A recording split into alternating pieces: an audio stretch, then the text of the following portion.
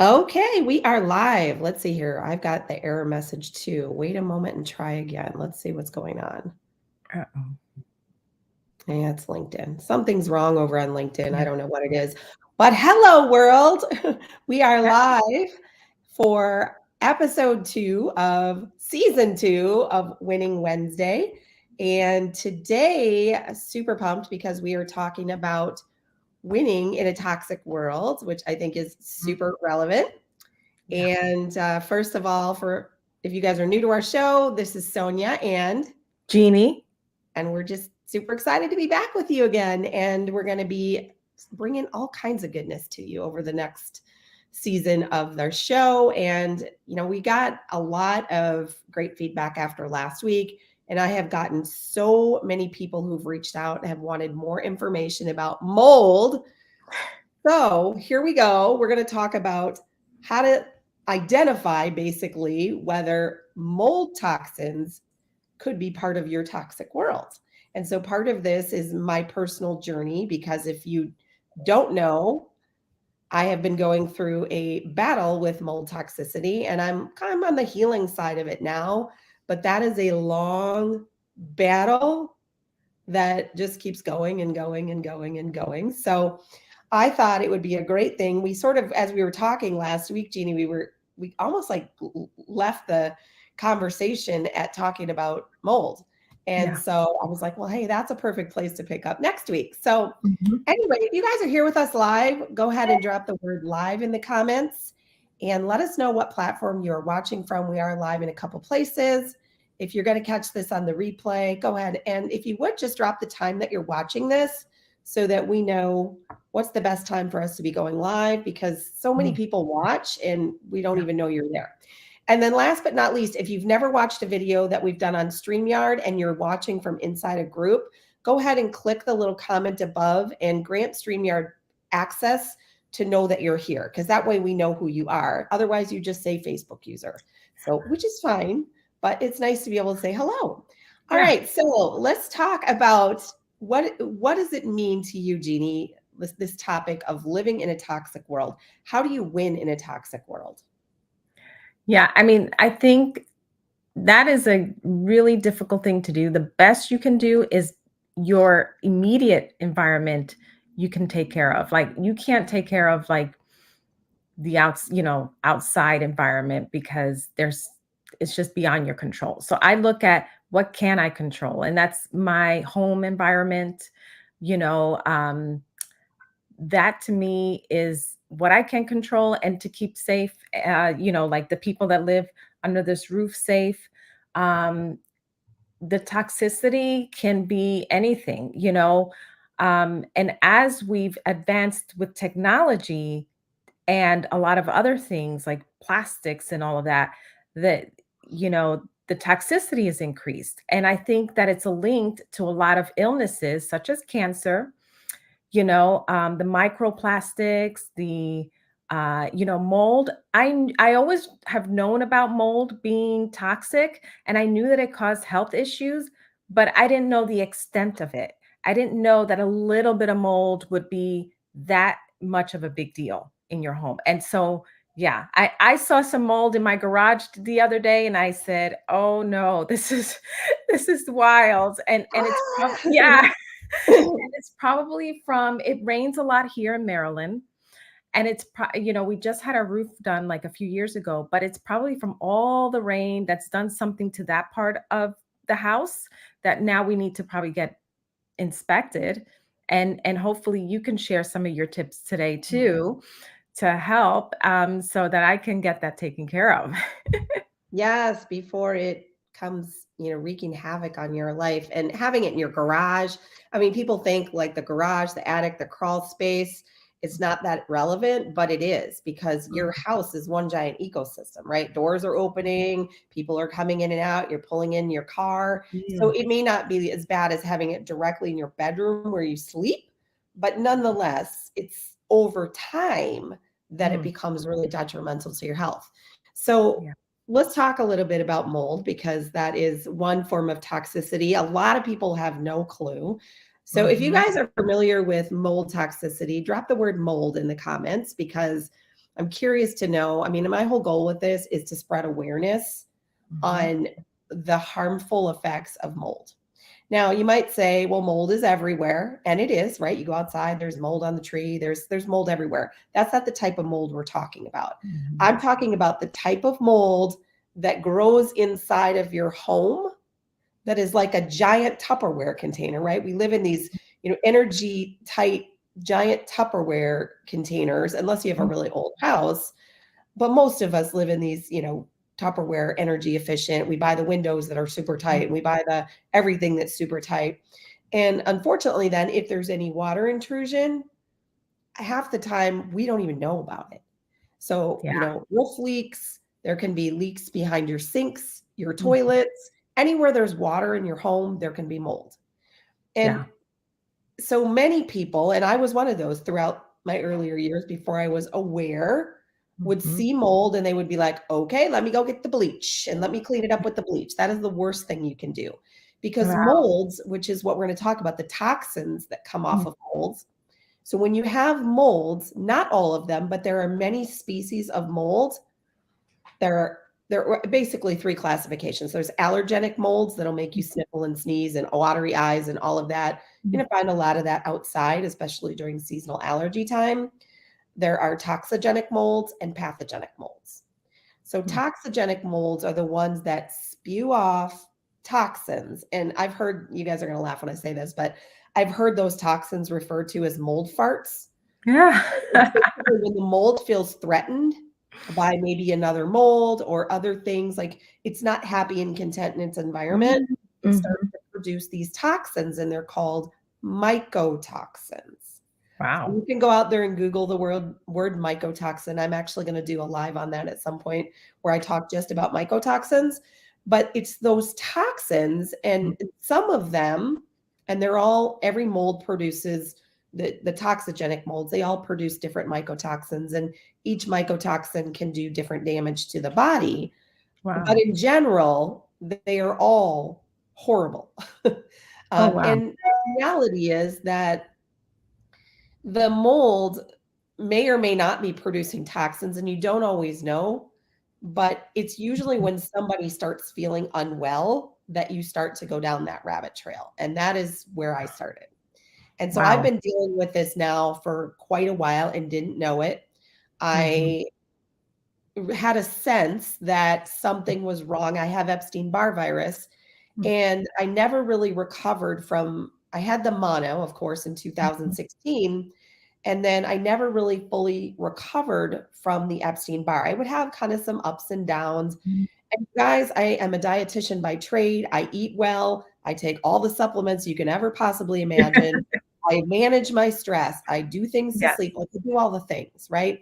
But if you are genetically predisposed, and about 25% of people are, and there is actually a genetic test that you can do to see if you're one of those people. It's a simple blood test that you're looking for a gene called HLA-DR. And there are different, what they call haplotypes that make you susceptible to not being able to clear mold toxins.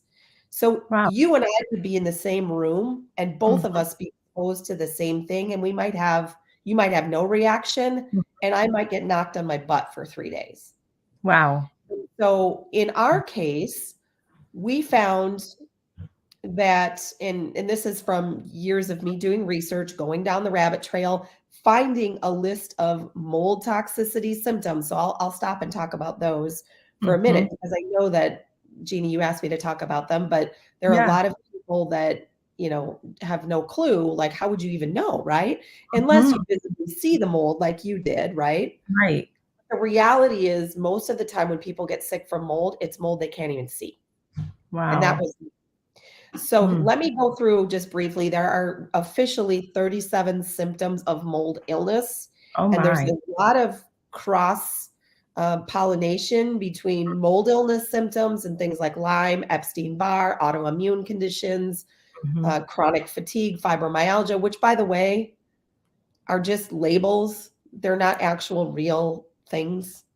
Yeah. Usually there's something upstream that is causing your chronic fatigue and your fibromyalgia, which is basically pain associated pain and inflammation that are a result of the chronic fatigue. And they don't know So what it is from. exactly. It's same thing as IBS, right? You go to the doctor and they're like, "You have IBS because we don't know what's wrong with your belly." Exactly. And it's Yeah. like, "Well, all right, but tell me why I have this Right. IBS diagnosis or this chronic fatigue." And Mhm. so I got labeled everything under the sun. You have this, you have that, here's a pill for that, whatever, right? There's a pill for everything. And so the 37 symptoms, and I don't have them all memorized, but let me just share some of the bigger ones and then I'll talk about what I was dealing with. Okay. Fatigue, we nailed that first one. Fatigue, I would say every single person I've met who's had mold illness suffers with at least intermittent fatigue, meaning you could sleep 8, 9, 10 hours, have good night's sleep, and you still Mm. wake up like, did I even sleep last night?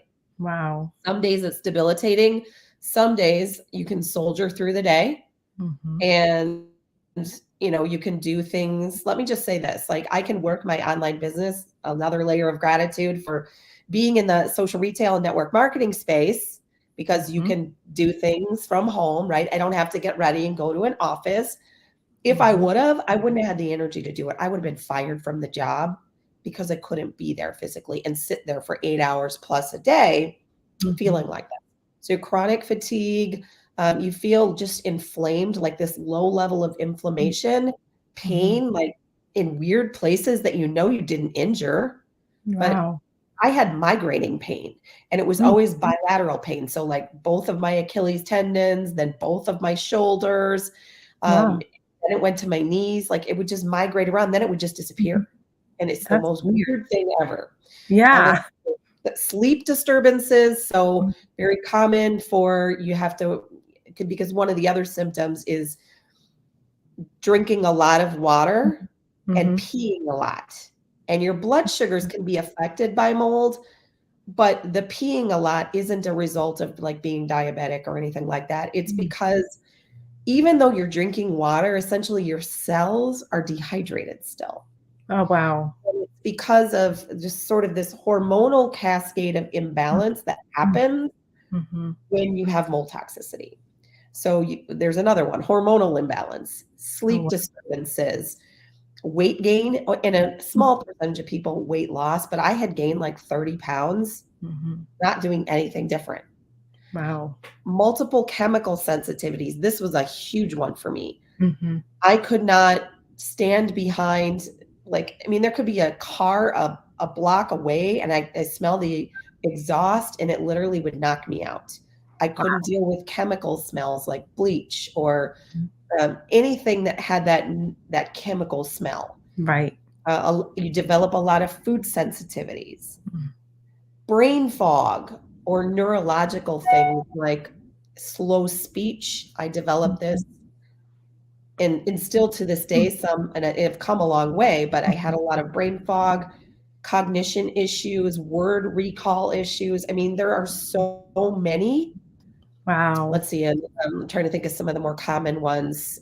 Skin changes or rashes, big one for me. My sinuses got so bad. And Mhm. you guys, I hope you're not grossed out easily, but I had such bad post-nasal drip, it would run down my throat. And mind you, I had to take 2 antihistamines, 2, Oh, not 1, wow. 2.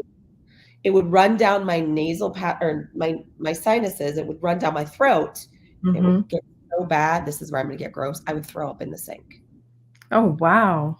I stayed silent about this, A, because I wanted to prove that there was another side, and Mm. that's the healing side, which is the path that I'm on now. But I also, I think, was in disbelief that this was happening to me. Yeah.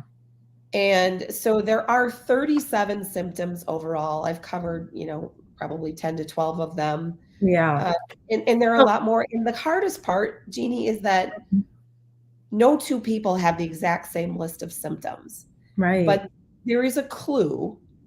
And if you go out to survivingmold.com or you even just Google Mhm. symptoms of mold toxicity, you will see that there's a list of things and none of them have anything to do with the other one. So what do Right. your sinuses have to do with knee pain, have to do with gut problems? That's another one, by the way, big Mm. one. Gut Mhm. disturbances, people develop SIBO or chronic infections in their gut or leaky gut. I mean, all these things. And Mhm. so the doctor is maybe, if you're lucky, treating your leaky gut, but what is the cause of your leaky gut, right? Right. So you're just putting Band-Aid on a wound, you're not fixing the wound. Yeah, and let me ask you, Sonia, how did you go down this road? Like, what Mhm. made you think that it could possibly be mold? It's kind of a funny story. So, not funny, but interesting. Mhm. So obviously I have this laundry list of symptoms that I'm dealing with. I just feel unwell and I'm normally a very energetic. I mean, I've been a CrossFit athlete. I used to compete in fitness competitions. I've always been very athletic. I've run marathons. Like, so this all happening to me just always felt off. Mm, And so I kept blaming it on the Epstein-Barr, which had a piece of it, mm, right? Piece of it belonged to Epstein-Barr, but there was something behind the scenes that was making me stay stuck with the symptoms of Epstein-Barr. right. And so basically what happened, this goes back to 2017. In 2016, I got Epstein-Barr or had mono. 2017, I spent 7 weeks in Colorado. I was with a different network marketing company at the time, and I had a really large team in Colorado. And I used to live there, so I have a lot of friends there as well. So I was fortunate enough to take a summer with Ruby, my dog, and we spent 7 weeks out in Colorado. It was a glorious time. I was in my element for 7 weeks. Mhm. And I was so concerned that I wasn't going to have the energy to be able to hike and do the things that I love while I was there. And truth be told, the first couple of weeks I was there, I was still really tired. Mm, And so we just did more basic hiking and things like that. But about 3 weeks after I was there, it was like someone flipped on a light switch in my body, and all of a sudden I had energy again. I was sleeping. Like, I am not kidding you guys. This is like an out of body experience. All these things that I've been dealing with, like literally overnight, went away. And I was like, it must just be because I'm in my happy place, right? mhm, mhm. So I just chalked it off to that, enjoyed the rest of my trip. But toward the end of my trip, a couple of friends that I had been spending some time with said, we're going to go do this biofeedback scan. It's a virtual thing. You should come along. It'd be interesting to see what yours comes up with based on everything you've gone through. I was like, yeah, let's do it.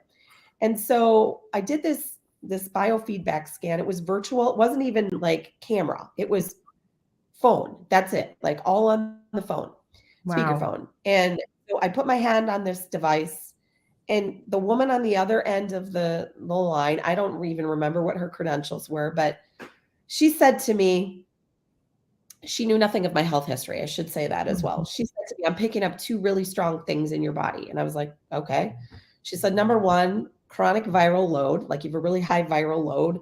Are Mm, do you have Epstein-Barr or, another what we call right. stealth virus? And I'm like, oh, yes, I do. Check. And Right. then the second one, which is concerning, is I'm picking up a lot of mold toxins in your body. And I was like, mold Mm, toxins? What are you talking about?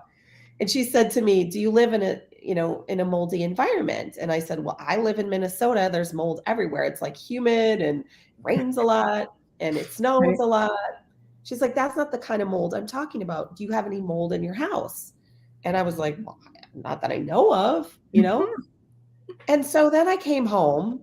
So that was very interesting. So that was like the mhm. chapter that opened, as I say, Pandora's box. Right. If you guys really don't, if you, this is such a hard one, and you guys, and I'm trying to like condense this because it Mm, could go on forever. It's a really big thing to investigate once you open that Pandora's box. But nonetheless, my health was suffering. I was dealing with a lot of things. I came back home, did a lot of research, mhm, realized there was a lot of blood tests and things. And this is back in 2017. So there was less information than there is today. But even still today, the awareness is not there, which is why I'm talking about it so much because, and I don't make money off of this. This is for me to give mhm. back to you or Yeah. whoever, because if this is making you sick, your health is at stake and you need Right. to take action. Yeah. And so I came back home, had my doctor, my functional medicine doctor, talk to him about it. He was like, yeah, makes sense. Let's run some blood work. We ran the blood work and it came back.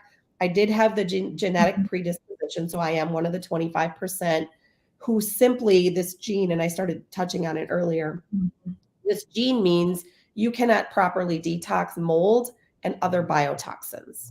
So biotoxins are exactly how it sounds, toxins that are essentially like biological warfare in your body that your Mhm. body just cannot clear. Wow. And so we are poor detoxers. So we Mhm. tend to, like I'm doing a prolonged fast right now. Most people sail right through. It hits me a little harder than most people. It's still very healthy for me, but it Yeah. hits me in a different way than it would the average person. So I Mhm. just have sluggish detox pathways. So long story short of it all, that first initial sort of uncovering showed some mixed things in the blood work. But then we discovered that if I had this predisposition, that we needed to figure out where the mold was coming from. So again, I Right. really knew nothing. I hired someone to come to test the air in our house. Worst mistake you could make. When you do something called an air sample, Mhm. and you guys bear with us, this is going to go a little longer because it's a big topic. Mm. But when you do an air sample in your house, it captures like very few molds, mostly your normal common molds, not the toxic stuff. The Okay. toxic stuff is heavy and it settles, so that's not going to come up on an air sample. Okay. Air sampling has its place, but not when you're like screening your house. Mm. So the guy comes, we spend like $600 in this air test, and he's like, "Oh, your house is fine." And I'm like, "Okay, well, there went that. This is not why I'm feeling like shit." So time goes on, and there were pockets of time where I started to feel better. I was doing a lot more detoxing. I was using a different nutrition program. It's when Jeannie, we were in Regenerate. Mhm. And you've heard me talk over and over again how that custom nutrition and that fasting plan really was like was like Helped kryptonite a lot. for me. Yeah. Like I felt amazing, right? Mhm. And and then that stopped, and then it just continued to go on and on and on and on and on. And so something, and I don't remember exactly what the trigger was. I don't Mm. know if it was a podcast or something that back in then late 2021, Mm. the mold came up again Wow. in conversation. In the meantime, fire smoke had blown in from Montana or somewhere that it Oh. got really bad here, and I developed such bad sinus problems. That's Mhm. when I started with all the chemical sensitivities. I'm like, "What is going on?" Foods that I could normally eat, all of a sudden I couldn't eat them. Like, I Right. started reacting to everything. My skin started, like, rashes everywhere, and I was like, "What the heck?" So I started developing something, which is a whole 'nother conversation, called mast cell activation syndrome, or MCAS. So, again, whole 'nother conversation, but basically it's your immune system is freaking out at this point, and your Mm. mast cells, which are immune cells, start freaking out. And so there started to be more and more symptoms. And so I then went back down the rabbit trail, realized that there were better screening tests that I could do on my house, ordered a dust test called an EMA test, which looked at the kinds of molds that were found in your home, but also looked at whether or not those molds were producing toxins, Wow. mycotoxins. Okay. So you take dust from, and you can do it a number of different ways. There's also another screening test called ERMI. That one is very confusing, and some people say it's great, some people say it's worthless. I wanted to know if there were mycotoxins as a possibility, because those are the really bad guys that really make people sick. Okay. And so we did this test, pulled dust out of a air filter that Mm. was like our HVAC filter, that it was time to change it. So you got to kind of wait until there's some dust there, and you Okay. pull the dust. And then I sent in a sample, and it came back, I don't know, a week later. And the mold counts weren't crazy high, but the Mhm. levels of mycotoxins were through the roof, Wow. which means you can have even a small amount of Mm. really bad mold, and it can be kicking off a massive storm of mycotoxins. Wow. So the amount isn't always relative. I mean, it is and it isn't, right? The more molds, the harder it is to get rid of. Right. It's the kind of mold you have, and no mold is good. You want to get rid of it all, but Right. knowing if that mold is producing the toxins that are responsible for making you sick. Does that make Yeah. sense? That does. Yeah. And so if you do see mold, you should just take care of it anyway, right? But are you saying if somebody has symptoms, they don't know where the symptoms are coming from, that they should possibly test the dust in their home to see if there's any high mycotoxins? Yeah, so there's a couple different first places to start. And, as the deeper you get into testing, realize you guys, this is not only an expensive thing to Mm, deal with, it's financially very devastating. We've spent a lot of money. I'll just right. leave it there. And it's also financially expensive to heal from it, because if you go to a conventional doctor, they're going to be like, "Oh, you have a mold allergy? Go take a Zyrtec." It's like, no, Right. no, I didn't say I had a mold allergy. It's a mold. I have mold illness. Yeah. It leads to something for a large percentage of people called chronic inflammatory response syndrome, or CIRS. Yeah. And so I was diagnosed with CIRS and also MCAS, Mm, but CIRS now actually and MCAS, they're both legit diagnoses now. mm, So it's just that conventional doctors don't know how to put the picture together. So right. they understand the end diagnosis. They don't understand the how we got here, Mm, and they don't understand to help you truly heal from it. right. Yeah. So basically, what I'm saying, Jeannie, is if somebody has a laundry list of unrelated symptoms and they're not getting anywhere, usually what happens is you go from doctor to doctor to doctor, and basically they're like, "Yeah, you're fine. Nothing's wrong. You're Mhm. good. Come back Right. next year," right? And you're like, "But I Yeah. feel like crap. That's not good." Right. So there are a couple places you can look for screening. Number one, you can run an ERMI or an EMMA. I prefer EMMA, my personal bias, because it gives you the little snapshot of mycotoxin Mm, testing as a screening test. It is only a screening test. It does not tell you where it's at. It only tells you if you potentially have a problem.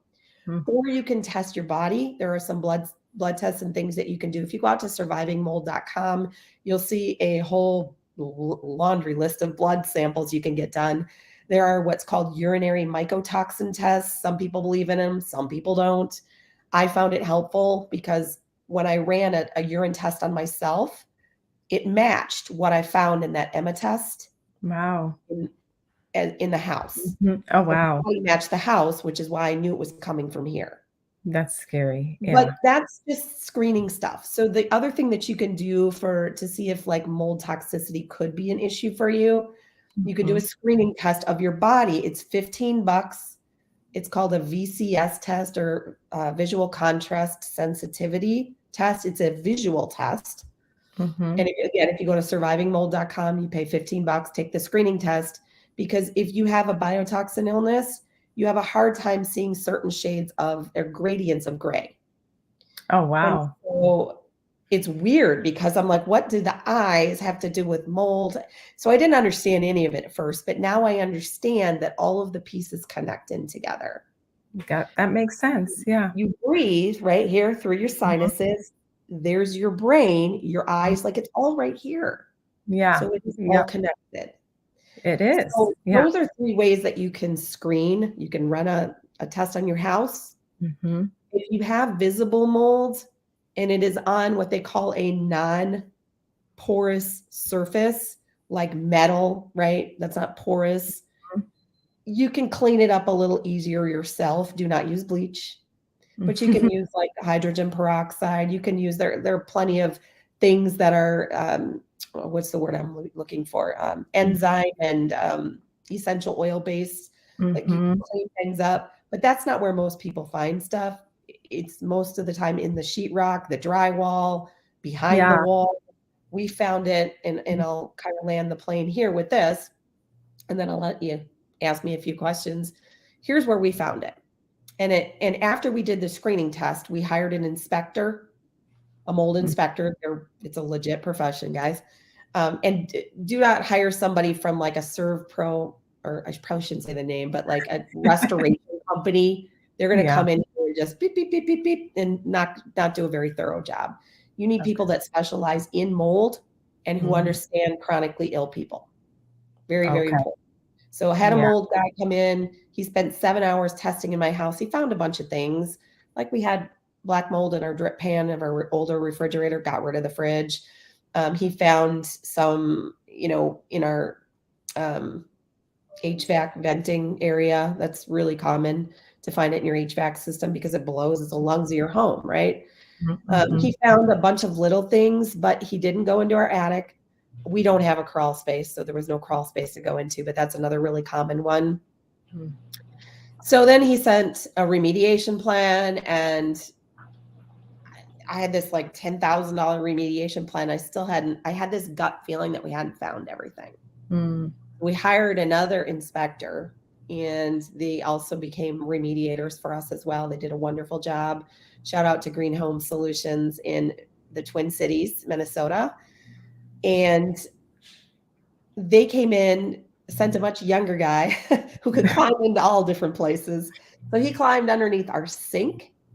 Mhm. So there were a lot of little problems, but here are the two big ones. So our kitchen sink had not been properly caulked, and so there'd been Mhm. low levels of moisture dripping underneath there for years. Wow. And it got so bad, they came to us and they said, "We can't even remediate this. It's rotten." Like, you Oh couldn't my. find it unless you physically climbed underneath the sink and looked. Like, if you just peeked under there, you wouldn't have seen it, which is why we Oh my. missed it. Yeah. We didn't have a leak, but it was there for so long that it rotted. They're like, "We can't even remediate this. This needs to go." So this is where I say it gets very expensive. We had to replace our sink and our entire kitchen countertop. Wow. So that was part one. But the really icky stuff was up in our attic. There was black mold in our attic.